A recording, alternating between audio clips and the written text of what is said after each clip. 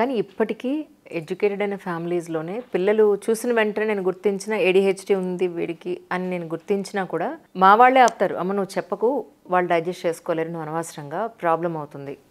వాళ్ళ చుట్టుపక్కల వాళ్ళు చెప్పరు, నన్ను చెప్పనివ్వరు. ఆల్మోస్ట్ 5 ఇయర్స్ వచ్చేసాయి వాడికి ఇప్పుడు. This is the problem. మీరు ఫేస్ చేస్తుంది ఒక్క చైల్డ్, ఇద్దరు ఎప్పుడో కనపడ్డప్పుడు. మాకు on daily basis we only see such cases.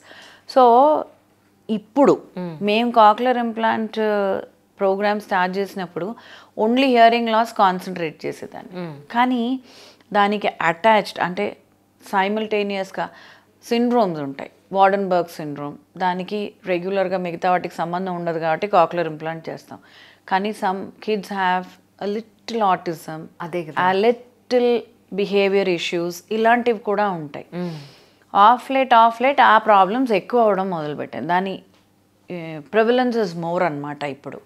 So multi rehabilitation centre అని ఒక ఫ్రీ సెంటర్ స్టార్ట్ చేసాం. అవును చెప్పారు నాకు. సో ఇప్పుడు మా దగ్గర ఉన్న పిల్లలే ఎక్కడన్నా ఏదైనా ఎక్స్ట్రా డిఫెక్ట్ ఉండి ఏదన్నా చేయాల్సి వస్తే, వాళ్ళకి ఇంకేమైనా ప్రాబ్లమ్స్ ఉంటాయి, we are treating them with those kind of. అవును, మీరు దానికి చాలా వరకు ఫ్రీ సర్వీస్ చేస్తున్నారని. అవునండి, అవును.